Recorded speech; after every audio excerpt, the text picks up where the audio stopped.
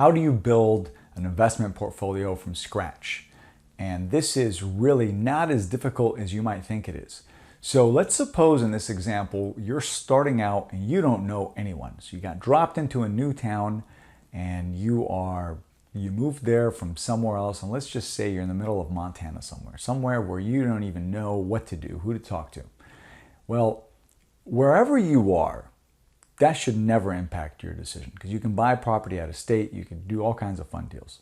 So the first thing you want to do is you want to build that little contact sphere that I always talk about. You want to talk to as many people, get to know people. And this is for a couple of reasons, because a lot of the people you want to know, they own commercial property. So a lot of that commercial property you see, a lot of the big buildings, the retail center, the apartments, all that stuff, they're owned by someone. Most of the time, the bigger they are, they're owned by multiple people. They're not owned by one individual, right? It could be an LLC, it could be whatever kind of a group.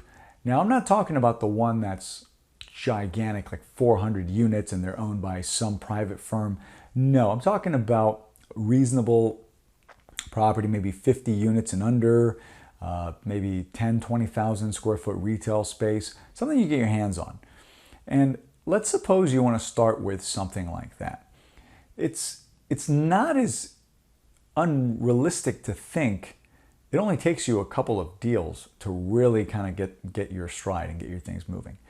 So if you were to start a single family portfolio, first thing you would do is you'd buy a house, right? You'd buy a second house, you'd buy a third and fourth and so on.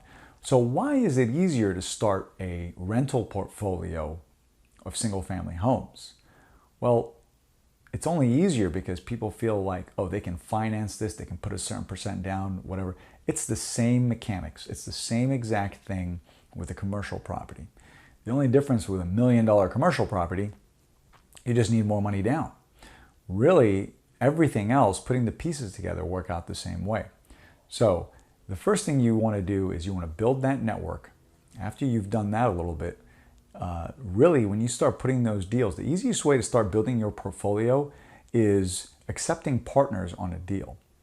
And not debt partners, equity partners. The reason you want to do that early on is if you bring equity partners, somebody else has a lot of interest into your success. Now, down the road, this is not really a strategy. You don't want to keep breaking off a piece of your empire.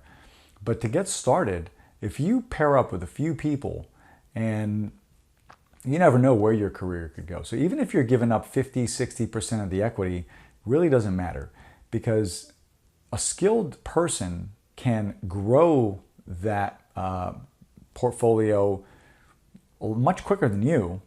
And if you're just along for the ride, it's going to help you tremendously. So the easiest way to get started from scratch, if you don't know anyone, really is to start networking with professionals that have done this and really partner up with them and kind of ride on their coattails. That's really the easiest way to do it. I hope that was helpful. If you have any questions, please let me know.